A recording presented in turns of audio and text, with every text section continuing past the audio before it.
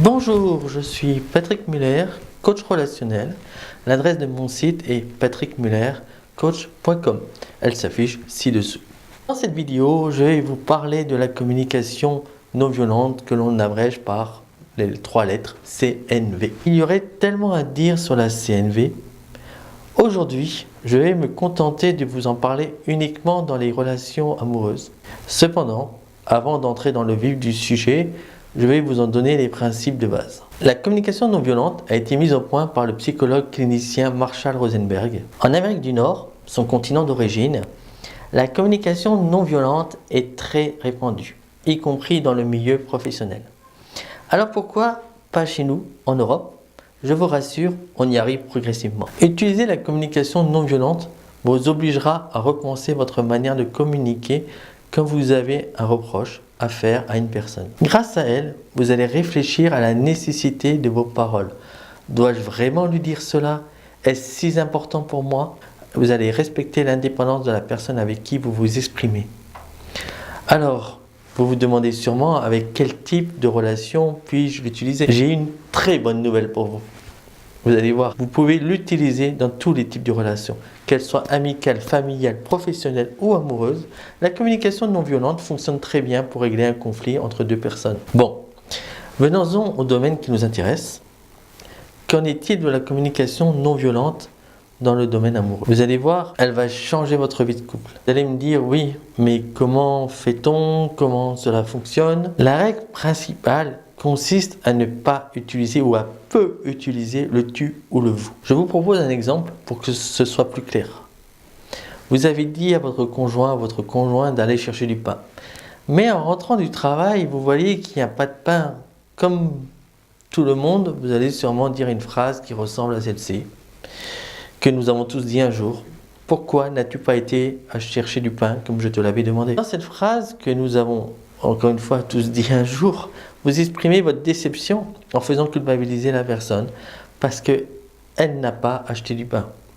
Parce que pour vous, c'était important qu'elle cherche du pain, mais peut-être que pour elle, c'était un détail. En effet, elle n'a pas ramené de pain. Elle est donc responsable. C'est ainsi que vous lui faites voir les choses. Mais encore une fois, pour elle, c'était peut-être rien du tout, un petit détail, et elle n'avait pas donné la même importance que vous lui avez donné.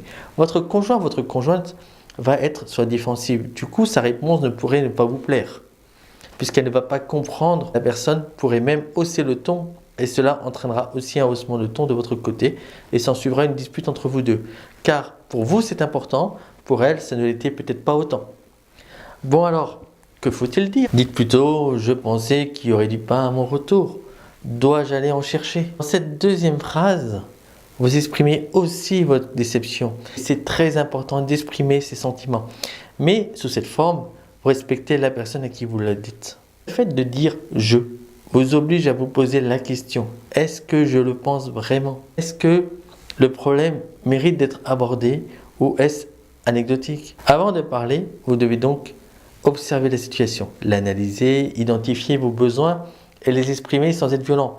Car, comme je vous l'ai dit précédemment, ce qui est important pour vous ne l'est pas forcément pour l'autre personne. Vous allez voir que seuls les problèmes qui semblent importants à vos yeux seront abordés et le seront de manière constructive. Votre conjoint ou votre conjointe se rendra compte qu'il ou elle a oublié de faire la tâche et analysera d'elle-même ou de lui-même son comportement. Elle ou il prendra donc l'entière responsabilité de ses actes. Sa réponse à notre exemple pourrait être une de ces propositions. Ah mince, j'ai oublié, je suis désolé, mais il s'est passé quelque chose qui a fait que je n'ai pas pu aller chercher le pain. Ou bien, non, laisse, je vais y aller. Ou bien encore, ah, tu as raison, j'ai oublié, mais peux-tu y aller s'il te plaît? Ou un autre exemple, car il peut y avoir plein de réponses possibles. Dans tous les cas, vous avez fait passer votre message, à savoir votre déception de ne pas avoir de pain en rentrant. Il n'y a pas eu de dispute et votre conjoint ou votre conjointe ne s'est pas senti oppressé par vos accusations. Chaque partie du couple sait ce qu'il a fait de bien ou pas par rapport au problème posé. Et chaque partie fait son travail personnel par rapport à cela. C'est ça qui est important en fait. C'est ça qui fait avancer le couple. Évidemment, dans mon exemple, La personne responsable reconnaît ses torts. Nous ne sommes pas dans une situation où la personne qui n'a pas fait ce qu'elle devait faire ment, déforme la vérité ou ne reconnaît rien en raison par exemple de son ego qui a pris le dessus. Si la personne fautive ne réagit pas, redites-lui, toujours dans notre exemple, que vous pensiez qu'il y aurait du pain quand vous allez rentrer. En appliquant la communication non violente au quotidien, le couple progresse ensemble et se construit de manière positive. La communication étant le ciment de la relation, plus elle est harmonieuse, plus la relation sera belle et solide. Et durable, bien sûr. C'est un mode de communication qui permet de faire des miracles dans votre vie de couple. Mais je vous rappelle que vous pouvez l'utiliser aussi bien avec votre famille, vos amis, pour apaiser des relations tendues avec vos collègues de travail, votre supérieur ou vos subordonnés. Je peux vous garantir que cette méthode enrichit la vie de couple de manière fantastique. La solution du problème qui convient au couple sera trouvée, et tout cela sans dispute et sans qu'un de ces deux membres n'en souffre. Pensez-vous que la communication non violente peut vous aider dans votre relation? N'hésitez pas à me faire part de vos remarques. J'y répondrai avec un grand plaisir. Avez-vous des questions sur la communication non violente à me poser? N'hésitez pas à me contacter pour cela en utilisant le formulaire de contact que vous trouverez dans l'onglet Contact de mon site patrickmullercoach.com. Besoin d'un coach amoureux?